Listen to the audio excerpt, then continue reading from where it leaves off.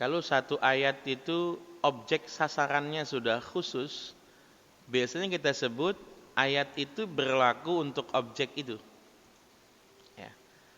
Ayat yang biasanya umum itu adalah ya ayuhan nas atau ya ayyuhalladzina amanu.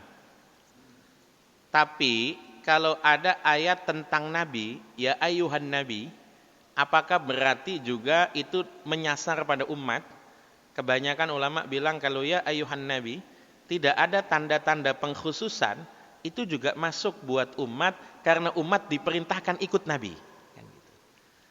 Tapi kalau ya bani Israil adhkuru ni'mati allati an'amtu alaikum begitu, aufu bi ahdi misalnya, itu menyasar pada bani Israel. Lalu apakah kita tidak ada perintah untuk bersyukur? Banyak di ayat-ayat yang lain. La in syakartum la azidannakum wa qalilum min ibadiyasy syakur wa in ta'uddu ni'matak. Ada ayat. Jadi ketika kita tidak pakai ayat itu, ayat perintah bersyukur untuk kita itu ada. Contoh tadi, misalnya larangan syirik dalam surat Luqman kepada anaknya Luqman misalnya. Ya itu menyasar dalam kisah kasus Luqman. Tapi kalau gitu berarti kita boleh syirik dong? Ya enggak boleh karena ada ayat yang lain. Innallaha la yaghfiru ayyushraka bihi wa yaghfiru ma duna dzalika liman yasha. Jadi artinya apa? Andai kata kita tidak pakai ayat itu, masih ada ayat lain yang memang umum untuk kita dengan perintah atau larangan yang sama ya. Mudah-mudahan bisa dipahami ya. Kemudian tadi tentang yang keduanya apa tadi? Oh, qabliyah. Qabliyah dan ba'diyah itu riwayat hadisnya banyak, Pak. Riwayat 12 itu riwayatnya Abdullah bin Umar ya. Ada riwayat Abdullah bin Umar, ada riwayat Anas bin Malik, ada beberapa riwayat sahabat. Biasanya, itu perbedaan itu ada di dua hal. Satu, soal qabliyah maghrib. Apakah ada salat qabliyah maghrib? Karena qabliyah maghrib itu memang hadisnya sifatnya adalah izin Nabi untuk sahabat melakukan salat sebelum maghrib. Bukan kemudian Nabinya salat sebelum maghrib, bukan. Kita tidak tahu apakah Nabi salat di rumah lalu kemudian keluar dan langsung qomat, ataukah memang Nabi sempat tidak qabliyah sama sekali, kita nggak tahu. Ya.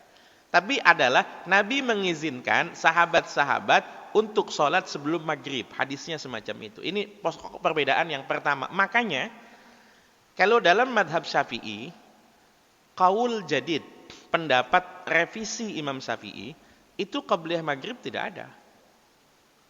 Kami dulu kalau di Hadramaut, di Tarim itu, habis azan maghrib, doa azan, langsung sholat maghrib. Tidak ada qabliyah maghrib.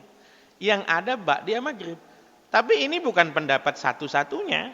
Artinya apa? Pendapat Imam Syafi'i qaul qadimnya, qabliyah maghrib itu ada. Jadi perbedaan pertama soal qabliyah maghrib.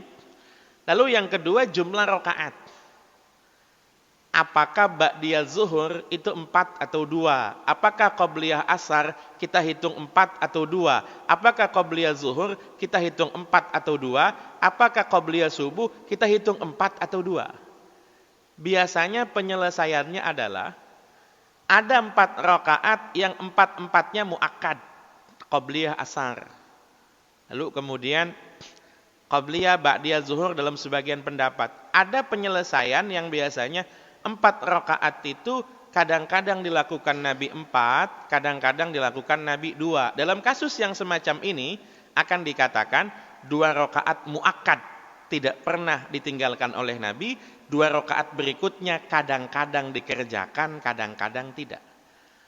Jadi kalau kemudian Bapak tanya, berapa jumlah real qabliyah dan ba'diyah itu tergantung hadisnya. Ada hadis 12, ada hadis 16, ada hadis 18 ya.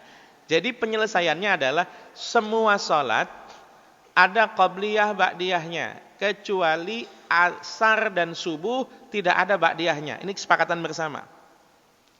Qabliyah maghrib ada yang pakai, ada yang tidak. Lalu kemudian jumlah rakaat qabliyah itu ada perbedaan apakah kita ambil qobliyah asar dan zuhur dan ba'diyahnya 4 atau 2. Perbedaannya di situ ya. Karena hadisnya memang berbeda-beda. Mudah-mudahan bisa dipahami.